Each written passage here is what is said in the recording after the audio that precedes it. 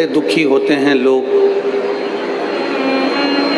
कई लोग कह देते हैं हम बड़े दुखी हैं, बड़े तकलीफ में हैं, बड़े कष्ट में हैं। शिव महापुराण की कथा कहती है, पहले तो आप भगवान भोलेनाथ जी को धन्यवाद देना सीखो कि आपको कोई जानवर बनाकर पैदा नहीं करा, मेरे भोलेनाथ जी ने मनुष्य बनाकर पैदा किया।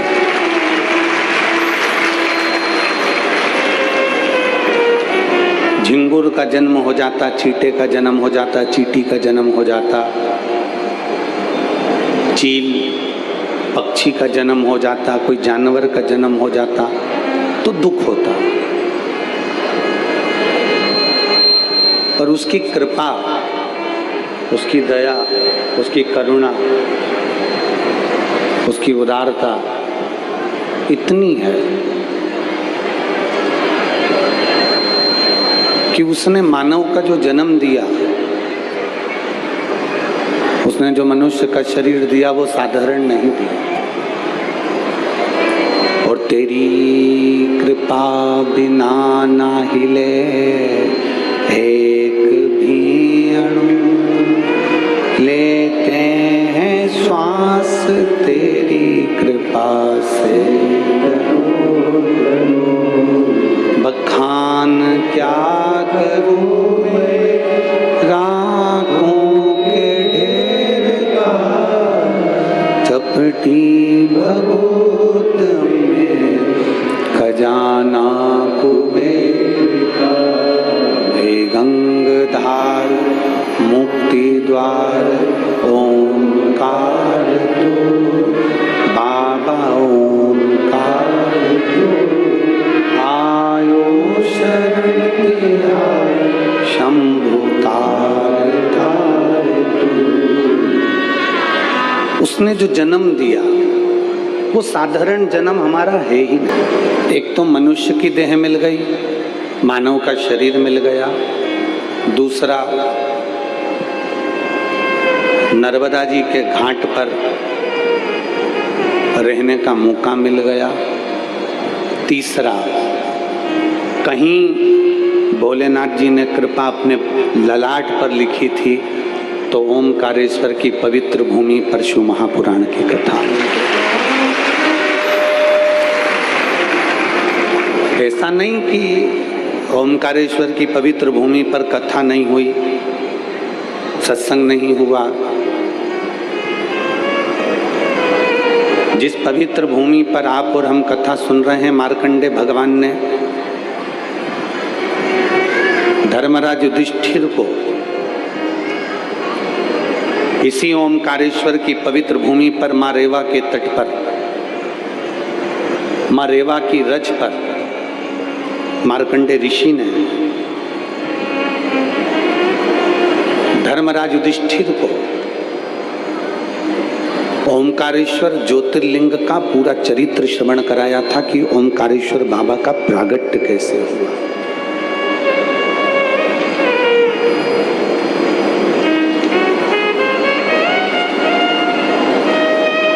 और ऐसा नहीं है कि यहाँ कथा नहीं होती, कथा निरंतर चलती रहती। हमारे मालवा के संत परम पूज्य संत शिरोमणि पंडित श्री कमल किशोर जी नागर जी ने तो पूरे निमाड़ को भी भगवान की भक्ति में ऐसा डुबा कर रखा है कि कहीं से भी निचोड़ो तो कृष्ण नाम ही निकलता।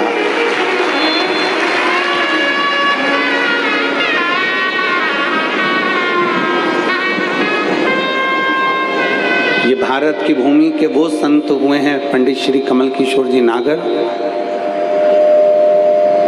जिन्होंने एक छोटे से छोटे मनुष्य से लेकर बड़े से बड़े व्यक्ति को भी भगवान कृष्ण की अविरल भक्ति को कटोरा भर भर कर पिलाया। ऐसा नहीं कि इस क्षेत्र में कभी कथाएं नहीं हुई, बहुत होती। पर यदि आपको शंकर की भूमि पर शंकर की ही कथा सुनने का मौका मिल रहा है ना, तो ये उसकी कृपा है, ये उसकी उदारता है। चलो अच्छा, एक बात बहुत अच्छे से सुनिएगा।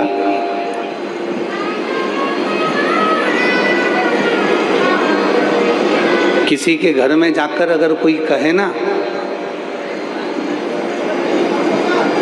कि तुम्हारे लड़के ने बहुत अच्छा कार्य किया, तुम्हारे पति ने बहुत अच्छा कार्य किया, तो उसकी पत्नी, उसकी बेटी, उसकी बहू, उसके परिवार वाले बड़े खुश होते हैं। आज सबसे बड़ी प्रसन्नता का विषय ये है कि हम देवाधिदेव महादेव के घर में बैठकर उनका गुणगान कर रहे हैं और उन्होंने जो जो किया है उसका बखान कर रहे हैं कि बाबा ने हमको क्या किया।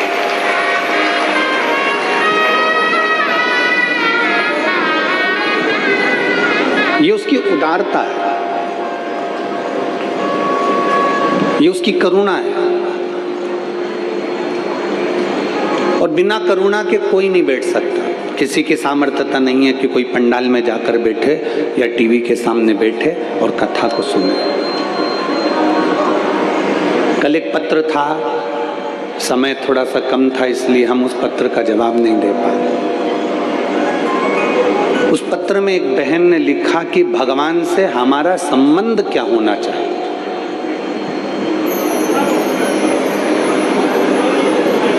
हम भगवान से कौन सा संबंध रखें।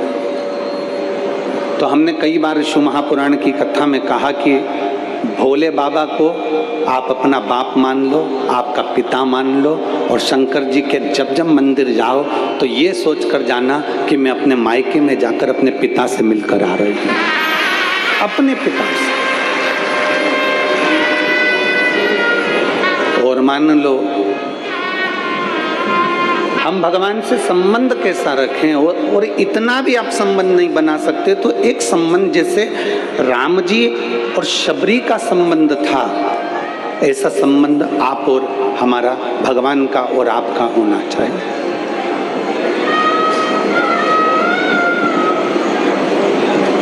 शबरी का और राम जी का संबंध कैसा था। शबरी को गुरुजी ने कह दिया था कि भगवान आएंगे। शबरी को गुरुजी ने कह दिया था कि राम आएंगे। रात दिन भगवान की इंतजार करती थी। गुरु मातंग बाबा ने ये नहीं कहा था शबरी को कि राम परसों आएंगे, कि कल आएंगे, कि नरसों आएंगे, कि 3 तारीख को आएंगे, कि 4 तारीख को आएंगे, कि 8 तारीख को आएंगे, कि 9 तारीख को आएंगे, कि 10 तारीख को आएंगे। ये नहीं बोला था। बस मातंग ऋषि ने शबरी अम्बा से कह दिया था कि राम, जम के बोलो जरा, पर ये नहीं बताया कि कितनी तारीख को आएंगे, कब आएंगे, कैसे आएंगे, किस जगह पर आएंगे।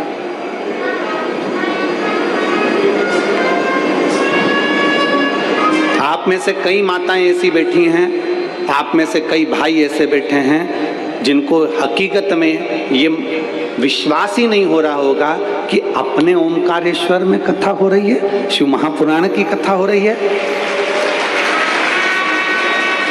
पक्के में कथा हो रही है। और पूरे ओमकारेश्वर में जितने मेरे भगवान देवाधिदेव महादेव की शरण में जितने परिवार रहते हैं और मानधाता की इस पवित्र भूमि पर जितने जितने लोग रहते हैं, जितने जितने शिव भक्त रहते हैं, इनके पास में दूर दूर से फोन आए होंगे। क्यों? हमने सुना है ओमकारेश्वर में कथा हो रही है। क्यों? हमने सुना है ओमकारेश्वर में शिव महापुराण की कथा होने जा रही है। क्यों? हमने सुना कि मानधाता की नगरी में शिव महापुराण की कथा होने जा रही है। कितने कितने बड़वाई वालों से पूछो कितने फोन आए होंगे। यहाँ आसपास में बूंदी वालों से, खंडवा वालों से, हरसुद वालों से, इधर आसपास वालों से सबसे पूछो कितने फोन आए होंगे कि लोगों ने पूछा होगा क्यों कथा हो रही है, क्यों कथा हो रही है। क्योंकि विश्वास नहीं था। शबरी को मातंग बाबा ने कह दिया था कि राम आएंगे। वो बस उसका इंतजार करती रही कि राम आएंगे, राम आएंगे, राम आएंगे। इंतजार में लगी रही, इंतजार में लगी रही। रोज रंगोली डाल देती, बुआरी काट देती, झाड़ू लगा देती, सफाई कर देती और इंतजार करा करती। बहुत इंतजार करते।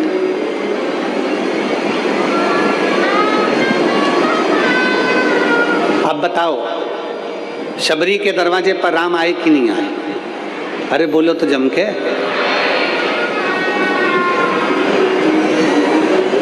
आपके लिए ओमकारेश्वर बाबा ने शिव महापुराण बुलाई कि नहीं बुलाई? आपके लिए।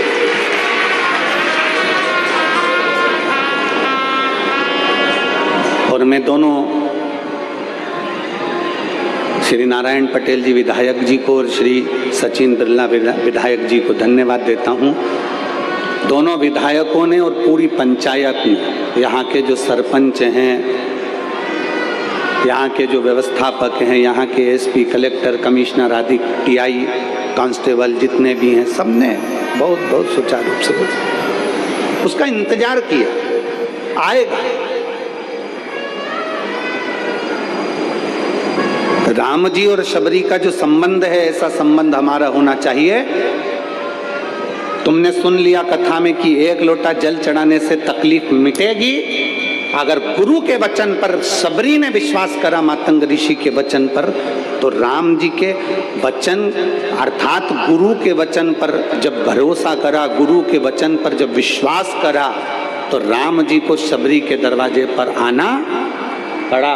आपका विश्वास जिस दिन दृढ़ हो जाएगा, आपका भरोसा जिस दिन पक्का हो जाएगा, और आपने सोच लिया कि मैंने गुरुजी के मुख से सुना है, एक बेलपत्री खाने से रोग निवारण होता है, एक बेलपत्र खाने से कैंसर जैसा रोग भी समाप्त हो जाता है, एक बेलपत्र खाने से किडनी, लीवर तक काम करना प्रारंभ कर देती है, एक लोटा जल भगवान देवाधिदेव महादेव को चढ़ाकर आचमन करने से सारे रोग मिट जाते हैं। जब तुमने पक्का भरोसा कर लिया कि सफेद आंकड़े की जड़ कमर में बांधूंगी, मेरी संतान होगी, पशुपति व्रत करूंगी, मेरा काम हो जाएगा, मैं बाबा को बेलपत्री के पेड़ के नीचे ब्राह्मण के जोड़े को भोजन कराऊंगी, मेरी गोद भरा जाएगी, ये सब कुछ आपने एक विश्वास के साथ, एक भरोसे के साथ पक्का मान लिया, विश्वास पक्का कर लिया, तो मेरे ओमकारेश्वर बाबा को भी तुम्हारे वचन को पक्का करने के लिए आकर तुम्हारी गोदी भरना है। एक भरोसा पक्का करो, एक विश्वास पक्का करिए, और तेरा ही दिया मैंने खाया पिया है, तेरा शुक्रिया,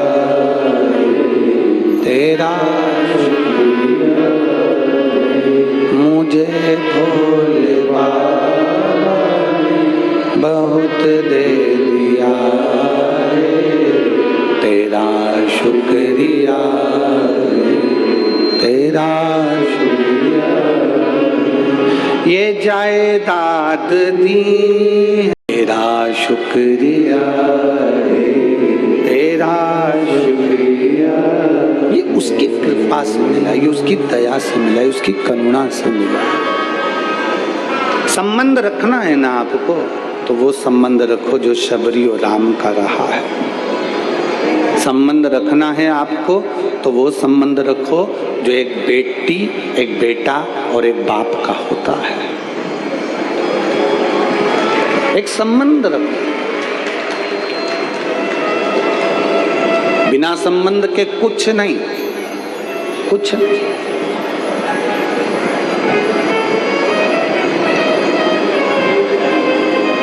शंकर जी के मंदिर में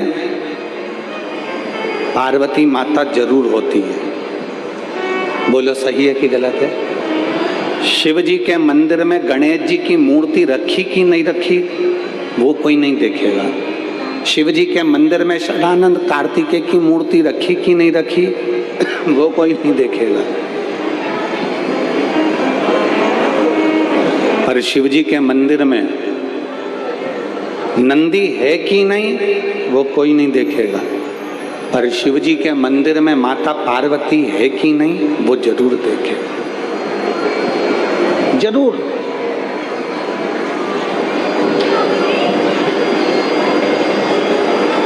यहाँ परली बैजनाथ वाले सोमानी जी यजमान पद ग्रहण करे हैं, बैठे होंगे।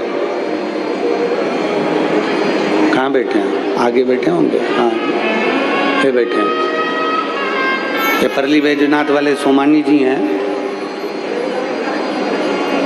जिनके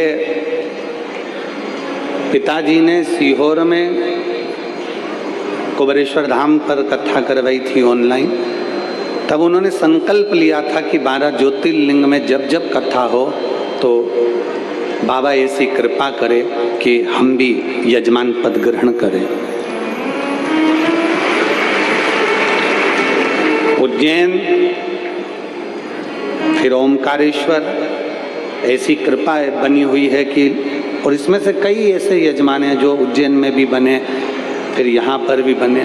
नियम ले लिया कि बाबा तू देते रहना, और तू देते रहेगा तो मैं तेरी कृपा से 12 ज्योतिर्लिंग में से किसी एक ज्योतिर्लिंग में तो ऐसी कृपा कर देगा कि मैं भी यजमान पद ग्रहण कर लूंगा। ये तेरी कृपा।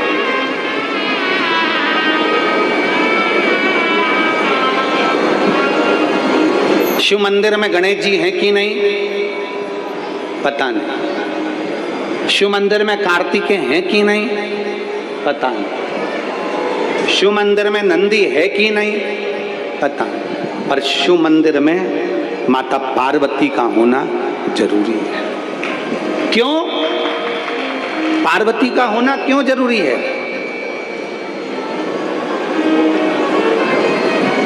एक बार भगवान देवादिदेव महादेव से माता पार्वती जी ने पूछ लिया था, नाथ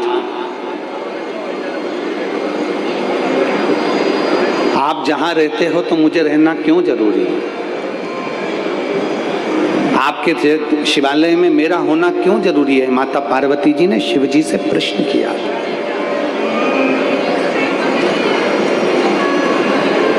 भगवान देवादिदेव महादेव ने कहा था, सुनो पार्वती,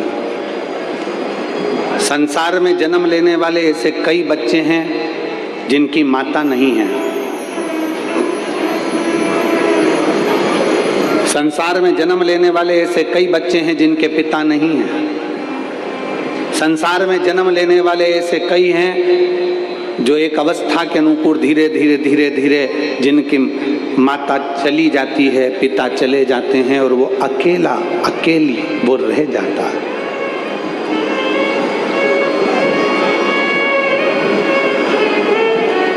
दुनिया के लोगों को लगे कि उनकी माता नहीं है, पर पार्वती जिस मंदिर में, जिस शिवालय में लोग मुझे प्रणाम करने आएंगे ना, तेरा दर्शन अगर उसको उस शिवालय में हो जाएगा तो माता की कमी उसकी जिंदगी में कभी नहीं रहेगी। माता की कमी कभी जिंदगी में नहीं रहेगी। और सुन पार्वती, मैं विश्वास हूं तू श्रद्धा है।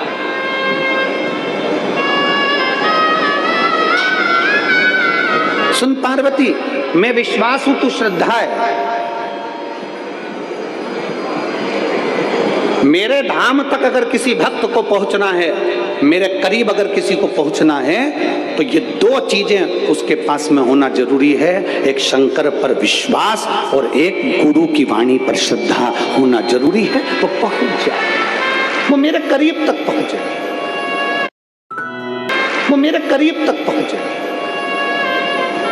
अब जरा विचार करिए, जरा देखिए, अगर आप पंडाल की दशा देखेंगे, हम तो एलईडी पर भी बोलेंगे, आस्था चैनल वालों को बोलेंगे, टीवी पर दिखाइएगा, पंडाल की स्थिति देखेंगे तो पूरे पंडालों में कहीं पांव रखने की जगह नहीं है। धूप में लोग खड़े हुए हैं, लोगों ने अपनी अपनी चादर, अपना अपना छाता धूप में लगाकर बैठे हुए हैं। और यही की यही स्थिति पूरे रोड पर, ओमकारेश्वर मोड़ टक्का के रोड पर गाड़ी से जाकर देखना, पूरे रोड पर पेड़ों के नीचे लोग अपनी अपनी दरी बिछाकर, चादर बिछाकर आराम से बैठकर कथा का रसपान ग्रहण कर रहे हैं। इतना ये विश्वास, ये श्रद्धा, ये भरोसा, ये भक्ति, ये दृढ़ता ही तो है जिसके बल पर आपको परमात्मा का दर्शन होता है और परमात्मा को अपना भक्त प्राप्त होता है। ये विश्वास की दृढ़ता, ये भरोसे की दृढ़ता।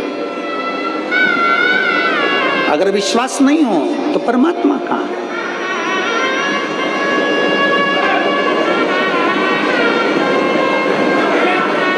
और मैंने आंगन नहीं बुआरा, कैसे आएंगे प्रभु, अब तक गंदा पड़ा है द्वारा, कैसे आएंगे प्रभु, कैसे आएंगे प्रभु, कैसे आएंगे प्रभु, कैसे आएंगे भगवान, कैसे आएंगे प्रभु, अब तक गंदा पड़ा है द्वारा, कैसे आएंगे। हमारे रोज घर की झाड़ू लगाते हो, रोज घर का पोछा लगाते हो, रोज घर को साफ करते हो, रोज घर को क्लीन करते हो, तो निवेदन है रोज 1 बजे या 2 बजे जो शिव महापुराण की कथा आपको सुनने को मिले उसको सुनो, जिससे ये दिल में भी पोछा लगता रहे, ये मन भी क्लीन होता रहे, ये मन भी साफ होता रहे। जरूरी है उसका साफ होना जरूरी। जिस पवित्र भूमि पर मार्कंडे बाबा ने धर्मराज युधिष्ठिर को शिव महापुराण की कथा का वाचन किया, स्कंद पुराण का रेवा खंड मार्कंडे बाबा श्रवण करा रहे हैं धर्मराज युधिष्ठिर को। मार्कंडे बाबा श्रवण करा रहे हैं धर्मराज युधिष्ठिर को कि शंकर कैसे प्रकट हुए, शिव कैसे आए, शंकर कैसे आए, कैसे पहुंचे हैं।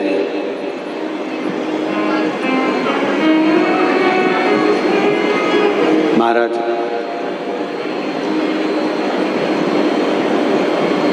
जिस भूमि पर संत, साधु, गुरुजन, तपस्वी जन तप करते हो, तपस्वी तप करते, उस भूमि पर ओमकारेश्वर बाबा का प्रागट्य होना, और बहुत ध्यान देना,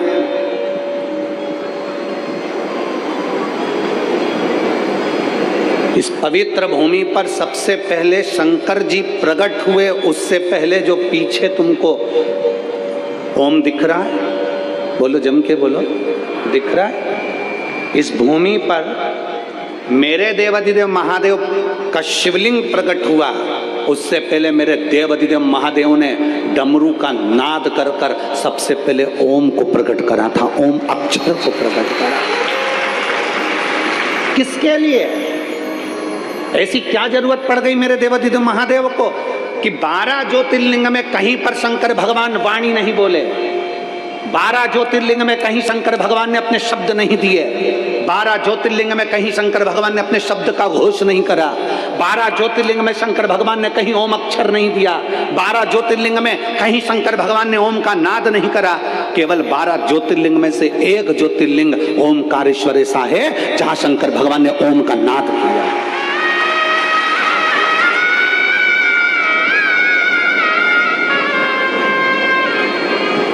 काशी में भगवान शंकर ने ओम का नाद नहीं करा, उज्जैनी में शंकर भगवान ने ओम का नाद नहीं करा। 12 ज्योतिर्लिंग के चरित्र को उठाकर देखिए, 12 ज्योतिर्लिंग के पूरे पूरे चरित्र का स्मरण करिए, 12 ज्योतिर्लिंग के पूरे पूरे वेद और पुराण का शास्त्र का अध्ययन करिए, कहीं पर भगवान शंकर ने ओम का नाद नहीं करा। केवल एक माँ रेवा का तट, ये पवित्र भूमि ओमकारेश्वर की, जिसमें सबसे पहले शंकर भगवान ने ओम का नाद किया है। सबसे पहला ओम का नाद शिव जी ने किया। किसके लिए? मार्कंडे ऋषि कह रहे हैं, मार्कंडे बाबा कह रहे हैं धर्मराज युधिष्ठिर से, सुनो धर्मराज,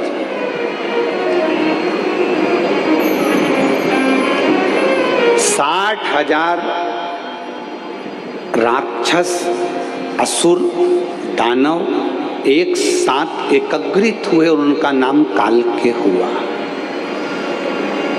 कितने असुर, कितने राक्षस? 60,000 असुर, 60,000 दानव, 60,000 राक्षस, 60,000 असुर एक साथ एकत्रित हो गए तो उनका नाम कालके असुर हुआ, कालके दानव हुआ।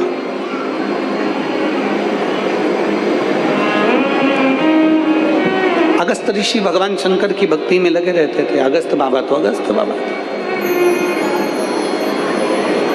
शिव की उपासना उनकी निरंतर चलती थी।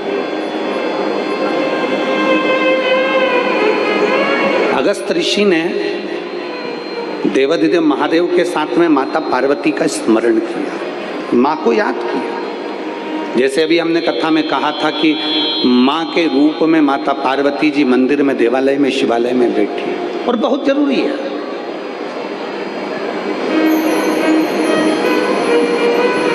घर में माँ का होना और हाथ में माला का होना, जिसके घर में माँ है और हाथ में माला है, उसका नाश दुनिया में कोई नहीं कर सकता।